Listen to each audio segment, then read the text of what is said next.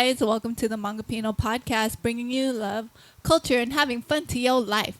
I'm Danga. I'm Impact. And welcome to our channel. Welcome, everyone. If you haven't subscribed yet, please subscribe. Your subscription helps a lot in the algorithm and also just support us in general. If not, share our podcast with somebody. This episode is brought to you by Boundless Goodz, a new used goods store online on eBay. Check them out. They have a lot of cool stuff right now. Vintage, rare items to new and used item. The holidays here, so grab something. Yes. And if you're looking for music, make sure to check out DJ Danga Dang on YouTube. Lots of mixes to check out. Something to work out to clean to cook to party to. Check it out. Yes. Bubba, how you doing? I'm doing great today. You're doing great. I have a very Explain why you're doing great. friend, Okay. best friend that's in town. And today, we did so much today. I'm just so excited to have her in town. And we got coffee, and then we went thrift shopping, and then we got some Mediterranean food, and then we went to Signal Park, which is one of my favorite parks, and then we had a picnic there, and then we did some heart-to-hearts there, and then we did rope flowing, and then we're here, and we're having such a great time. I'm having such a great time with her here. That's awesome. And I can't wait to tell you more. Awesome. Cool. That's all. And it's been a great day so far. Mm-hmm. How about you, bub? I am kind of sore from some of my recent workout and training, but I am happy and blessed to be able to use my body that way. But I'm excited because this episode is episode 50. Yay! Danga gets to check off her bingo card. Check out my bingo card. Yeah, that she created for her yearly, what do you call it? My New Year's bingo card. Bingo card, yeah, resolution concept, right? Okay. Yeah, that's what it is.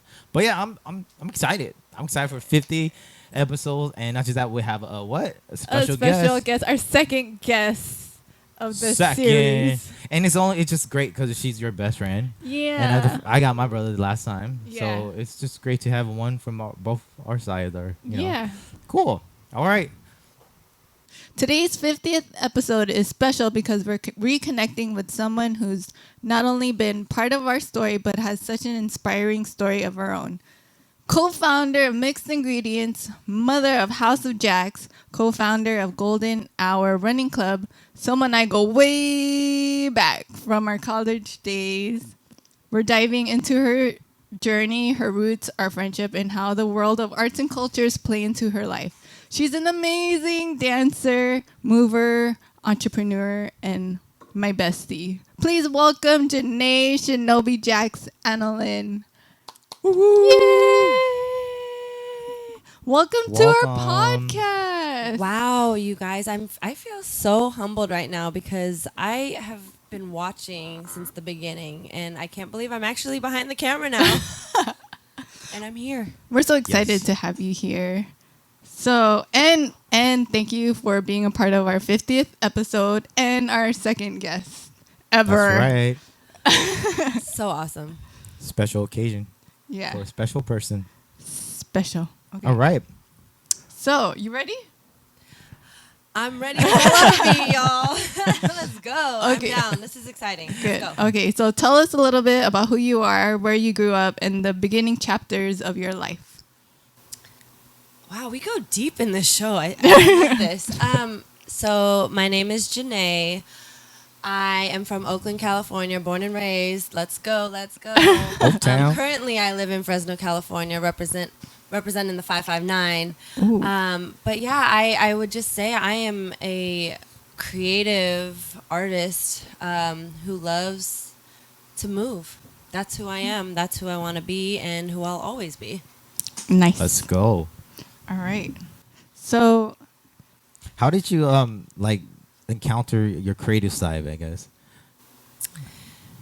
I mean, if you were like us, me and Danga, growing up in the late 80s, early 90s, we didn't have cell phones. We didn't have internet. We didn't have a lot of what young folks have today. And a lot of my creativity actually stemmed from the music that my parents played. And I think ever since I was a child, I was always dancing around the house. And that's because my parents always played amazing deep, soulful music since I was a kid. Yeah. That's awesome. So tell us about your dance journey. Like where did it start? Did you do, I don't know, where did they put you in classes? Yeah. So as a creator, did dance to come first for you? Or is it like... I think, yes. Yeah. Anything that was like, let me get up in front of my family. There's like footage of me dancing at family parties. We had a lot of family parties growing up. So there was always a footage on the VHS cameras of me dancing around with my family. But I will say that my dance journey began when I was around 3. My mom put me in ballet lessons. Now imagine a 3-year-old in ballet. You're not doing all the, all of the things you would see in a normal ballet class. It was literally like run, jump, just follow the leader. It was some basic motor skills type stuff. But I would say that it was probably until I was around the age of 7 or 8 is when I actually started taking ballet seriously. Nice. Cool. Oh. What was the moment? I guess your journey started off young with movement. What was the moment for you as an actual professional dancer now, that you decide, okay, this is what I want to do the rest of my life, Mm-hmm. Because I guess for me, I always think about that moment when I saw a backspin or a windmill or a flare, and I'm just like, that's so cool. I want to do that. I always remember those moments of movement, right? That kind of draw me into that movement and that art, where I'm like, oh, I just want to do that, right? Yeah. And I remember the moment I did it myself, and I remember that feeling that made me so excited. I want to do this. Yeah. Yeah, that's really interesting. I believe it was the music videos. Like I said, we didn't have internet. We didn't have cell phones, smartphones at the time. But basically, we had MTV and VH1. And yeah, I guess I was able to watch that because I have older brothers. But that's cool. Paula Abdul. Whoa, Paula. Paula Abdul. Yes. Inspiration. 2 steps forward and 2 steps back. There was another song. I think it was. Shoot, I can't remember now. But anyways, it was Paula Abdul and Janet Jackson for me. Oh. Wow. It's kind of like you, Janet Jackson. Janet Jackson. Yeah. I think when I started doing hip hop, it was a lot of pop, like Aaliyah, the Aaliyah side, some Britney Spears. It was a lot of pop, and Missy Elliott too. Yeah. That's so cool. So when did you get into? So you did that when you were a kid. How did it evolve? What did you do after ballet, or how did you expand to other styles? So don't get me wrong. I did ballet all the way up until I went to college, but in high school, I was I was the person who had house parties. I was the girl who had house parties, and my mom allowed me to have friends over and play music really loud. So that social dancing part where it's That's cool. I didn't take formal classes really until later, in my senior year of high school, but I would have people over and we just have dance classes. I would honestly just copy whatever I saw on TV. Yeah, that's so cool. That's what it is. Yeah. Social dancing, what's Social hip dancing. at the time, right? Yeah, that's cool. So you transitioned from there into other style from... It wasn't, so to be honest, I didn't, so my dance journey actually evolved once I got to UCLA, and that's where I met Gotcha. Danga. Oh. So we both went to UCLA for World Arts and Cultures, and I was so when applying to colleges, I only got into 3 schools, and they all were for dance: UCLA, UC Irvine, and Long Beach State. That's so cool. Now, Ooh. now of those 3, it's which one do you want to go to? Well, UCLA was the hotter ticket at the time. The name, and that was where I got a huge introduction to all the different styles. Cool. So back in Oakland, the street dance style was just through visual understanding and seeing. It was visual understanding. I do want to shout out one of my first hip hop teachers, Corey Action, at New Style Motherload. Let's go. Shout out to Corey. Yeah, so I danced Yeah. with them my senior year of high school before Cool. Yeah. Okay. So that was already an Awesome. introduction to a little bit hip hop dance and like performance. Oh, okay.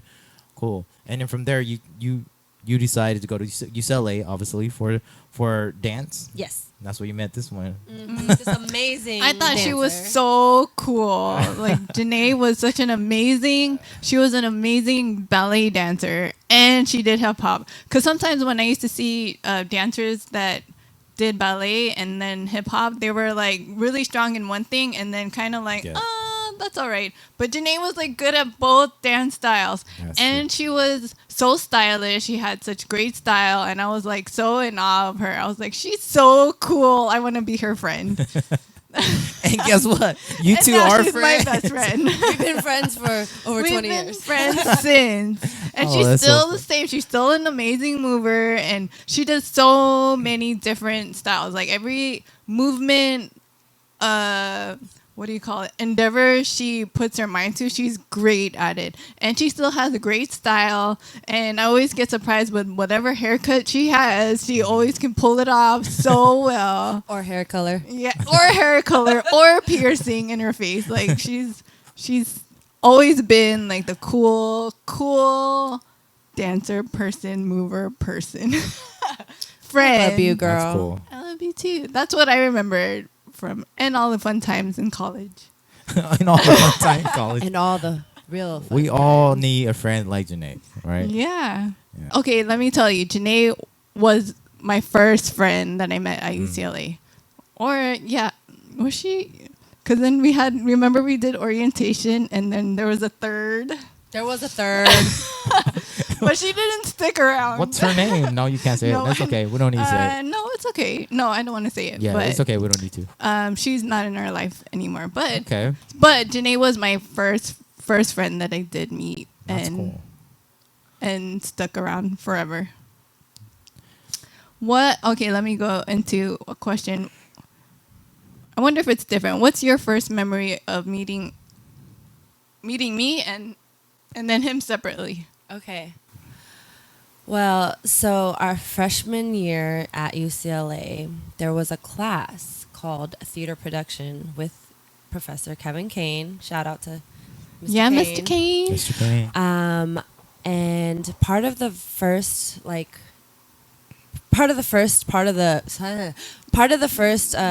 of the program, like everyone was supposed to come with like it was like a talent show. Everybody like gets to perform like 1 to 2 minutes of what their specialty was. And I just remember like being nervous. I shared my own like dance little performance, but then I sat down and got to watch Diane. And she came out hard with her little routine, and I just remember sitting there looking at her saying, wow, like this is what a strong fellow Filipina woman looks like. And I wanted to so much be her friend. I just like her dancing was so like I was watching her deeply, and she had the groove, she had like this like look on her face, and That's she so was cool. she was dope. And you know what? I'm so glad that I took the chance to like befriend her, because she's just been such a great friend since then. That's so cool. So dance definitely connect you two then, if anything. Absolutely. Yeah. Through dance, through obviously college, because you both went to the same Oh college. yeah. And you both majored with the same major. Yeah. Right? World arts and Or culture. arts and culture. Not just that, you both at danced UCLA. with same team, ACA and Samahong, Absolutely. right? Yeah. So how was that journey of you guys dancing together as that time, like college time, collegiate time? Did you guys do a lot of competition together? What were some ups and downs that you both encounter, I guess, together? Well, I will say the first year that we danced together on ACA, Danga also danced with another group at the time. I was only doing ACA, but we won whatever that big All Cal. All we did. Cal Cal. 20 was it 2003 or 2002. 2002. I can't remember. Yeah. But we won. Yeah, UCLA Together? beat. The same Yeah, team? we're on in the same team. We beat Congratulations. CADC. We Wow. beat Cabo. Oh, wow. Yeah. Congrats. So that journey was definitely uplifting, and like through the process. I mean, obviously there were late night rehearsals. Yeah. I didn't focus on my school, unfortunately. Yeah. I just loved the opportunity to like meet other dancers, but Danga was literally like my bestie. And I don't know. Do you want to talk about the BFD? Oh, yeah. Oh, BFD? What does that stand for? BFD stands for, was it what? It first started off as best. Battle friendly dance? No, I was joking. Yeah. I'm just joking What around. are your guesses? What are your guesses? Battle friendly dance. No, I'm joking with you. I don't know. I don't know. I think BFD. it was like BFD. First, it was like Best Friends Day. Maybe I forgot if we had like a day, right? And then it was Best Friends Day. And then it was Best Friend Dancers. And then what else did it stand for? Oh, okay. So this is what we call this each is other. BFD. Yeah. Oh, So okay. when, instead of BFD. like BF or BF, sorry, not Yeah. BF, Yeah. BFF instead of BFF. BFF, it was Gotcha. BFD. Sorry, I that's thought what you it were talking started about a competition. You want to talk about BFD? Oh, This what? is so What competition important. is that? Very I important. thought it was that. Yeah, Okay, that this was is cool. what Okay, we call each other. This is Aw. our name. Yeah. that's cool. And, Okay. and something else we have special is when we say love, we say love. We say lub. L-U-B. We love you. See, we're Filipino. I love Filipino. Alright, Love. sorry. Yeah. Tangent. But I just remember during that time, we were just dancing all the time. Yeah. I mean, like, we were majoring in dance, and then after classes, we would join dance teams.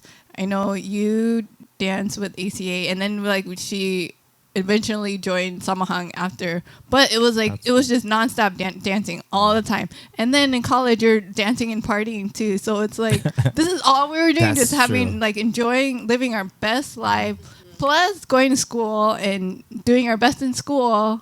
But Trying also, to do our best in school. So for those who don't know, in Southern California, in certain of the colleges, there are dance teams that you can join and compete with. Usually, they're connected with a certain club. Sure. And or not, but these teams are affiliated with the colleges that you go to, and they compete in many different competitions in Southern California and also up north as well. Yeah. Just so the audience will understand. Yeah. These are collegiate team, and I know you guys are going there at the same time, but I know you guys went there for dance at the same time. Did that help you guys? I mean, I guess what I'm trying to ask is, like, for me, when I was with PAC, I was not majoring in dance, so it was really hard. You know, it was really difficult for me to balance, like, I guess, dance along with that and so on. And there's like my last semester where I literally stopped dancing on purpose just to focus on school. For you two, in terms of as dance major, was that easier for you to pursue, I guess, your collegiate dance competition team as well? I guess I'm just curious on that part. So I will say Yeah. the main reason why joining those teams were important. I think finding a community. I see. For one, when you feel like you have a community, you just your life is just so much better. You feel a lot more grounded. And like I said, I'm from the Bay Area. Like, coming to LA was a huge, like, wake up call for me. It was very overwhelming. I wasn't always the popular kid in school, but dance was like the only thing that I had confidence in. So, like, being able to find others in a community where dance was like their passion, just like, it made me feel grounded. Gotcha. And that's why I loved it so much. I think for me, the collegiate dance thing was more about choreography, right?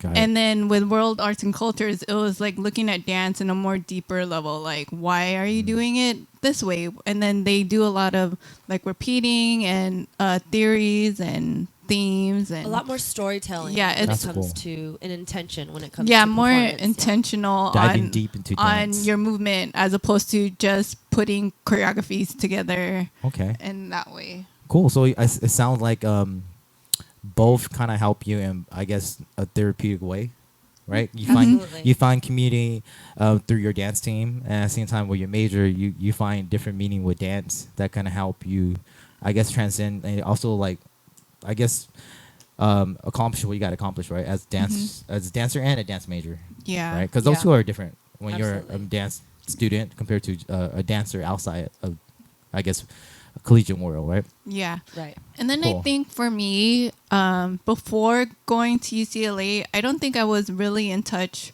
with my Filipino side. I was like more into my American side, right? My mom and my mom played a lot of like 90s hip hop, R&B, but then going to college when they have different dance teams, they were like more culture specific. Like Yeah. there was the Asian American Chinese hip hop team. They have Samahang, which is a Filipino team, and then they Yup. had other different cultures, like the Korean dance team. I forgot. I forgot all the other ones. Yeah. Japanese. There was a Japanese one too. But then I was able to focus on Filipino culture. Cool. And then they also, as a requirement, they have you participate in a cultural dance, a Yep. Filipino cultural dance. That's So right. it kind of tied me closer to my, and then reconnected me to Cultural my roots. Filipino roots, That's cool. which I wasn't, I didn't really pay attention in high school, right? So Or even just growing up as a Filipina. yeah. right? I second everything you just said, Danga, because I too grew up in a household where my identity was my Filipino identity was like, So I forgot the name, and this is so bad, y'all. I did the tea light dance. Oh yeah. Yeah. What did you do? I did the one with the pot on your head. So we don't I forgot the name. It was like bang. So you guys bang. didn't do the I forgot We're the gonna have name. to do the Tennis- research. Yeah. You guys didn't do Nope. the bamboos? No, Oh, okay. that's too dangerous. I did the coconut dance. Michael was in TCN too. Yeah. I've done a lot of Filipino cultural dance from high school all the way to college. And it's fun. Yeah, so that's cool. I Yeah. love the fact that you guys found I guess a connection to your roots, your cultural through the clubs and the dance, right? 'Cause again, these dance teams are affiliated with clubs majority of the time, right? Yeah. So that's cool. Did you guys find, I guess my question now is like from that journey as a dancer during that time, what did you learn that you still kind of carry with you right now compared to, you know, as a younger dancer, right? Or as a younger individual? And it could be your connection together too, because I think your connection are pretty special. I mean, Yeah. BFD. I guess before we transition out of this, What's something that yeah, sticks? that sticks From right a- now. from Is it your college. friendship? Of course, obviously your friendship sticks, Yeah. right? I'm curious. I wonder. Yeah. Probably the audience probably wonder too. Like, is it a lesson that you learned together, or maybe the life experiences? What are some life experiences that you experienced together or individually that really, you know, hone into who you are today? Like for me, I always remember staying up so late rehearsing for Pac Monitor during that time, like as if it was you're supposed to do that, right? But stepping out of that, I'm like, dude, you're not really supposed to do that. But now I know that in order to be successful in anything, you have to do something like that in the extreme way. You know what I mean? Yeah, I mean, for sure, my discipline was shaped. When you're off in college, you're independent. You're on your own. You know, you don't have a lot of. You're not depending on others. You really have to find yourself. And I feel like my discipline was shaped in a more productive way, knowing how to be time management, and then also communication, because when you're creating work or when you're doing things like performing with folks, you have to have communication. Like those group efforts, like it all matters. That's cool. What about you, Danga? Communication. I'm just trying to think. I think of sometimes when I look back at college, it seems like a blur It to is a me. blur. But then, you Thank you. or just speak into it. So Okay. yeah, don't be There afraid. you go. Yeah, don't be that's afraid. good. Speaking Yes. to the mic. Speaking to You the own mic. it. I think for me, it was. I know, like we met so many people there that came from all different places, and even though I mean, like I appreciated the memories that we shared and all the shared trauma that we did share during Trauma. college. Yeah, because No, I totally understand. I can relate. You're going through I school can and relate. trying to pursue what you want to do, and then you go. It's like we're together in this space, and then after you graduate, everyone goes back to where they came from, and the people that you still connect with are real friends. I mean, like the ones that are very special that you want to keep in your life for. That's I true. mean, like sometimes when we're around in the same place together, that's what binds us. But then Right. you know it's a true friendship when you can be apart Mm. and then still have that relationship when you come back together. Right? Or Yeah. you know, like even though distance is it kind of it makes it harder, but then you know if you're still friends, you're both putting in effort. That makes sense. I Yep, don't know if it's I'm totally like understandable. rambling. You're Like, you know, talking if It's we about called true- reciprocation, your everybody. true share- friendship share or- experience that Yeah. really mold you to as an individual, but also as a friend, the friendships that you had together. Mhm. Yeah. To the point where even though because you live in Fresno right now, we live in a Long Beach area. Mhm. We don't see each other all the time, but it's when we see each other, it's like day one, right? Yeah, Like, and then yeah. I understand that. Like, and it takes I guess it takes a lot of experience together, and at the same time, it takes a lot of just trust in each other, if anything, Yeah. right? Mhm. Yep. Yeah. Sorry, I wanted to go back to that question that you said though, because now I had time to like process it. Yeah. So for our graduation, we had to create like a, what do they call that? Senior project. A senior project. Senior project in college. Yeah. Oh wow. And so I'm half Japanese and half Filipino. So I have, but I was born here in America. So there's a lot of identity stuff that I've been working through. And at that time, I wanted to learn more. So my project was actually on the Japanese internment through my grandma's eyes. And what was interesting is because we talk about bringing all these people together from, to this program, I was able to share my story, my grandma's story, and was really interesting because one of our colleagues who was also Filipino American came up to me and was like, I had no idea this happened at all in our history because the history books don't really talk about it. Mhm. And so for me, that was also another wake up call as a creator that like I need to continue to create work that has meaning and that like really brings forth some of the stories that our ancestors lived. And the Japanese internment really affected my life personally and my family's life. So I felt like that was a great example of why those programs, why UCLA's program is super important and why it's great that it exists. I thought your piece was amazing. I thought it was so powerful from what I remember. And to bring that story forward, it's especially like if you brought it back right now, I think it would relate to so many people and what's going on in the world right now. Yeah. Thanks for sharing that. I mean, hearing you speak on that, I see it in your art today, and if anything, like I feel like your creation, if anything, from what I hear you from there, it just shows why you create what you create today, if anything. So thank you and kudos to that. I mean, if anything. And then speaking about that, I guess we'll transition to our third, which is a topic similar to, I guess you, right, as an individual. Because I'm curious, right? Because if Danga and I have a baby, if we have a baby, that baby will be Hmong and Filipino, right? Hmongipino. Yeah, Hmongipino, right? So I guess I'm curious because like I know I have a lot of friends that are mixed too, but since we have you right now with us right now, I'm just curious how it was for you growing up. Yeah. I guess as a individual who's Japanese and Filipino, Yeah. right? And what are some your experience that maybe you could share, even though if it's good or bad, Yeah. that maybe even a person out there or even our future baby could watch Yeah. and like, oh, Auntie Jenay, oh, I could relate to Auntie Jenay, right? Yeah. Because I mean, I personally struggle with my own identity as a Hmong person, right? And not just a Hmong person, but Hmong American, right? Yeah.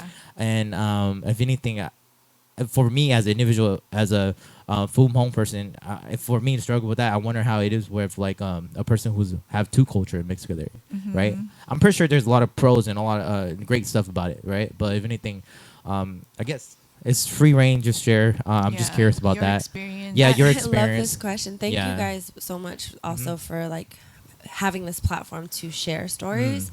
I will say,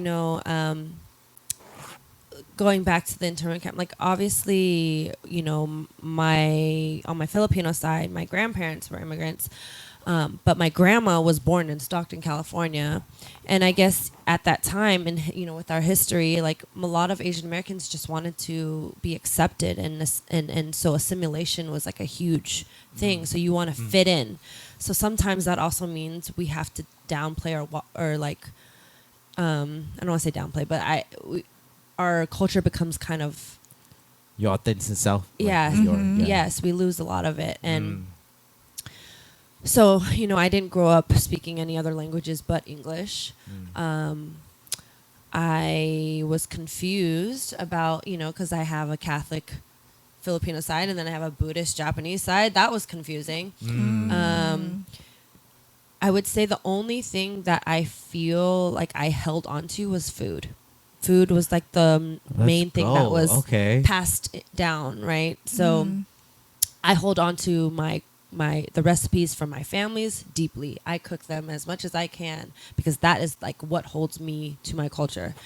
But part of my journey is to continue to do the research. So I just got back from Japan. I spent 18 days there. I got to visit the hometown where my grandma's family was from, and that was very special for me.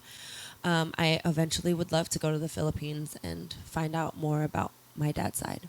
Oh, me too. I want to go to the Philippines too. BFD Let's day. go. Let's go. BFD, no, best friend destination. Ay. That's so cool. I love that you brought up food because I feel like whether it doesn't matter, you're black or white, yellow, brown, whatever, food is something that is, I feel like everyone can connect to because it's something we all need as a human being, right? Or as a species in general. Yeah. So I love that you brought up that. I guess one of my question before we move away from the food is there like a famous, like a cool Filipino dish that you like and Japanese dish that are similar? Not similar because they have different like I feel like Filipino dishes are a little more savory than than Japanese is a lot more sweet. Ooh. We use a lot of sake and sugar. Oh, yeah. Right. Yeah. Okay, I can see that. So it's nice. You get a little blend. But I will say my favorite dishes from my mom, so my Japanese side, is my grandma's sukiyaki and then my dad's adobo. Ooh, all the best dishes. That's a perfect balance. Yeah. Salty, savory, sweet, tangy. Yeah. Yep. I'm curious. You were talking about the Catholic side and the Buddhist side. Yep. Just because I know on our platform, I'm more open. I know my family's Catholic, and then Michael's. They practice shamanism. How did you deal with? Did your parents make you practice both, or how was it in your household? Or did you choose what you wanted? This is a really interesting question, but I was not forced in any of the religions. I don't really have one. I believe that being a good person is my religion, and I believe that putting good out in the world will just bring good to me, and that's what I believe in. I love it. Yeah, sounds kind of like still a little bit of your Buddhist side, right? Good karma. Good karma. Yeah, good karma. So that's cool. That's good. I'm happy that like your parents they were free range with that, like you discover yourself as an individual. So it is okay. Now, I guess was there any conflict between both cultures besides religion? I guess both sides of being mixed, right? Not in my home. I do know historically, like Japan. Sorry, Japan and the Philippines, they were at war at a time, but never felt that in my home. There was never any conflict like that. I mean, like we used to have like when growing up before my grandparents passed away, we'd have family parties and everybody got along. We just had, like I said, food of all different cultures on the table. Mm-hmm. So we had like sushi, and then we had like pancit and Wow. babinka. Wow, I want to go to your party. So it was kind of cool. It's kind of cool. That's cool. Okay. Nice. All right. Well, I guess if I have a kid with my wife here, all right, I'll answer. I want to ask you a question. Sure. As the future kid is like if he or she is going through a moment in their life where they don't know who they are in general, like, you know, because there might be time like they're like that, like 'cause I have that myself as an individual.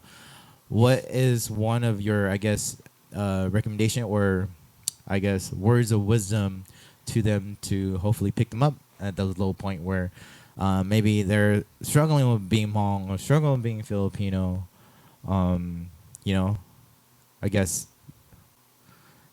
Do you find it through creation? You know, because I know you're creative, right? And as a creative myself, I do find therapeutic, like medicine through movement, and connection through community through movement, right? So I guess for you, I guess the question for you is like, what would you tell our kid if they're going through like a deep moment like that? You know. Oh, like You guys are gonna Yeah. get. I'm gonna start crying. Oh no, don't cry. I'm just you know, I'm just diving deeper, just No, trying because I'm sure we're not the only people that go through stuff like this, you know. So it's just interesting. Hopefully, your words, right? Your words of wisdom Yeah. could help heal someone out there who's listening right now or are curious, right? Or This is a really. take your time. I could share. I guess like for Yeah. me as a Hmong person, I guess what helps me is I love what you mentioned earlier is community, right? Yeah. Community, and I guess for us as creatives, us as individuals, us together, I guess we are creative. I do find when you're able to put your energy into something creative, you do create something that you're happy about, right? And then you'll slowly find something about it that is who you are, that you'll be happy about. Yeah. And so I think that's something. There's magic in creation, that your own creation, that you'll slowly understand that that's who you are in terms of your own creation, if that makes sense, right? Yeah. Like if I'm creating a movement, I feel like I'm creating a Hmong movement, even though it's like you know, right? It's coming through my body, my energy. Yeah, that's your story. And you can slowly take that in and understand why it is feel that way, because who you are, and then you slowly dive deep into who you are, right? Absolutely. And that connected to what we talked about food earlier too, right? Because the food itself, when you eat it, you can slowly learn who you are through those food. My main message to your future daughter or son would just Listen, to stay curious. Like Ooh. go if there's something you're interested, go for it. I'm here to support you, whatever you decide. Okay? Love it. I'm here. I'll take you to those things. I'll drop you off. But I'm just saying, just stay curious and ask a lot of questions. If you feel like you are interested in something, just ask the questions. And even if it has to do with your own identity. Love it. So that would be my advice to you. Just stay curious, and I got your back. That's so cool. Aww. You better be That's good. why I love you, Jenay. That's why I love you guys too. That's it's true though. It's the power of curiosity and the power Yeah. of just asking a question. I always tell this to my students, like the more you ask, the less question you have, right? Because you will have none but answers compared to always wondering what is and what's not, right? Thank you for sharing that. Yeah. That's really powerful, because I was like, what is she gonna say? What is she gonna say? I was. And so for you to say that, I'm like, wow, that's true. You know what I mean?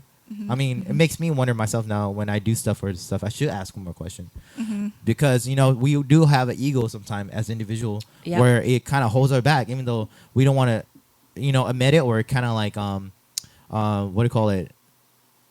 You know, we just have a guard, right? And so I think sometimes just being vulnerable and just being yourself and be able to just ask questions as a human being, you know, I think that's important what you mentioned there. So thank you for sharing that. Yeah. Absolutely. Cool. Cool. Okay. That's all I wanted to really dive deep with you, if anything. Thanks for doing that and diving deep with us. Yeah, it's Because nice to know our your podcast side. is a mixed couple podcast too, and we're just trying to share culture and fun, and if anything, some sorts of inspiration to someone in the world. And so, cool. And you guys are doing that. Thank you. I love it. Yeah, and then you also, sorry, I was trying, just because you said mixed, it reminded me of mixed ingredients. So can you just talk a little bit about that, or like how did that come about? How or- did that happen? Well, there's a lot here.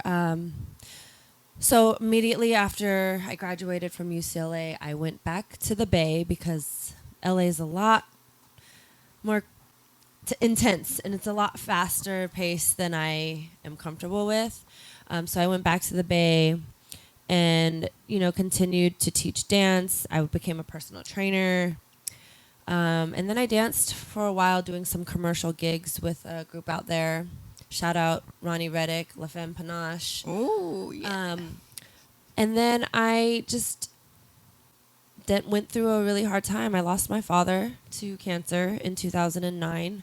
And that threw a huge, it threw a huge wrench in my journey. But it allowed me to become super passionate about the things that I enjoyed, and creating movement with meaning was one of those things. And so at that time, I met my friend Samara Atkins at another dance audition in Oakland for New Style Motherlode as well. And through our conversations, we realized that there's not a lot of groups and at the time, there was not a lot of groups where we felt empowered by the movement. There was a lot of commercial dance where women were basically the objects. We were shaking our booties. We were wearing really, really revealing clothes. And I think I just didn't feel empowered there. And yeah, Mixed Ingredients came out of an idea of creating a dance group of women of all different ethnicities, all different dance styles, and creating work that told stories. Beautiful. Yeah. Love it. You guys are amazing. You guys are over 10 years because I we are DJ'd in at our your... we are in our 16th year. That's so cool. Wow. Well, thanks for yeah. empowering, spreading empowerment, if anything. I think that's something that's true. That Yeah. I totally agree with you on that. Because it's just not female, male in general. Sometimes you need to know that for yourself as well, right? Right. So that's so cool. Thank you. I thought it was mixed. There were mixed cultures too. It was just... That's what. Yeah, so there that's was, what I right? said. Mixed Yeah. ethnicities. Oh, Yeah, yeah. there's Oh, a- yeah. That's yeah. So right. it's not just mixed dance styles, but also mixed ethnicities. Not so cool. Yeah. Sorry. Bubbly, so funny. All right. This, Yeah, go ahead. The squeeze pillow. I love that you have Michelangelo. Michael. Yes, yes. Michael. All right. Well, thank you, Jenay. Thanks so much for being on our podcast. Yes. I just really appreciate you. Like I said earlier, that we're still connected. And I know our lives are so much different than it was in college, but you still make the effort to come to visit. And I know after all of my health issues, like dealing with MS, you made an effort to help me fundraise. You came to walk with me at the MS walk, and then you're just really supportive, and I really appreciate you just for staying connected with me and for being a great friend, a great bestie, and still coming and making it spending quality time, because it's my love language, and just going through it with me too. And I appreciate you for that, for all that you do, for being a great friend. Well, I appreciate you back for being also a great friend, and you know that no matter how long it is between times we see each other, I love you all the time. I have a question though. Oh, okay. We're not done with this interview yet, apparently. I mean, the questions are popping out. Okay. How did you meet him? What was your first memory of him? What? we could have closed it off, but Okay. What was your first memory of me? yeah. Okay. What do you remember? I just remember Michael being like the sweetest. He had like the baby face too. But I think it was after college that because I had left. Oh. I Yeah, I think you. don't It was- make me. Okay, no, look. it was after see, college. I met you after Yeah, college. I think you met Yeah. him. From what I remembered. Versus Style had a show. Yeah, it was at the San Francisco Hip Hop Festival. And I think. and was I and bald then? I don't remember, but I remember you guys were performing the same time, or Versus Style was performing when we were performing. I just remember you being in town. Did you Yeah. perform too during that time? Yeah, I was Oh. performing. Shout out to Versatile. Okay, dang it, you're Sorry, testing this- my memory, and I don't like this. I It's don't okay. like it. That was random, but that was I just we Okay. skipped But it. Michael has always been a very kind, supportive, like always had a smile on his face, and it just made me feel like a brother. So thank you. Thank you. I'm so happy I got both my favorite people in the same Yes. space. Mm-hmm. Well, I mean, Yeah. we could talk about the drunken nights too, but you know that's not that's for appropriate. another yeah. episode. Yeah. I appreciate you for coming and Yes. being a part of our podcast and sharing your stories and your voice and your friendship And your message. and your message. Mm-hmm. Well- Speaking about that, you have anything else you say? I guess? No, I want to shout out Mhm. you both for Hmongipino. Can I just ask real quick? Dang, I'm looking Yeah. at- Oh yeah. Can you tell me can you explain to me the two symbols? Like I know the Filipino like star, but what's in the So, middle? The Filipino star, right? The it has sun. the Filipino Oh, I'm represent sorry. the Oh my gosh. Filipino The sun. Yeah. the sun, right? And then in the middle is the Hmong heart, pretty much, I guess calligraphy / I guess art that sometimes represent family, right? So it kind of represent Hmong and Filipino culture together. So that creates Hmongipino, love and culture. I love it. Isn't Yeah. the swirly thing the Uh-huh.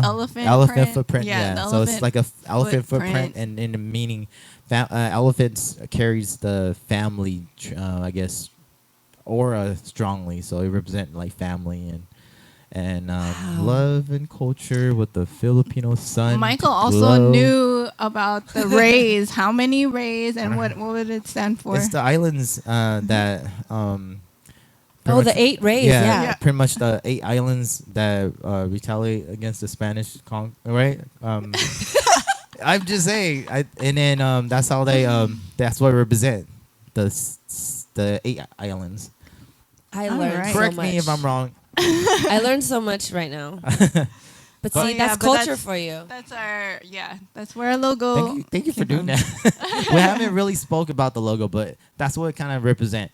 But it represent our culture together, and Yeah. it's just love and culture, and we're really happy to be here to spread love and fun.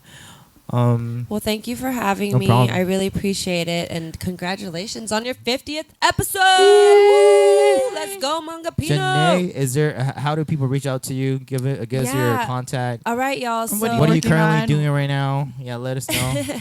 yeah, y'all, if you are ever in the Fresno area, hit me up. I have a run club out there. We could do some dance classes, like some sessions. You could do some aerial with me. But you can Ooh. find me at Shinobi Jax on Instagram. There you go, Shinobi y'all. Jax on Instagram. Follow, let us know what's up. We'll leave you guys a Hmongipino question of the day. Is pretty much what struggle do you have with your identity? Because we kind of spoke on some of ours, and it'd be great to hear from you guys. Because what you say, hopefully, connect with everyone else, and it will definitely save somebody. So thank you for tuning in. Thank you, Jenay. We appreciate you. You're Appreciate you're making 50 episodes special, and we're thankful. Yeah. And one Hmongipino, thank you so much. Subscribe. We love you. Peace. Bye.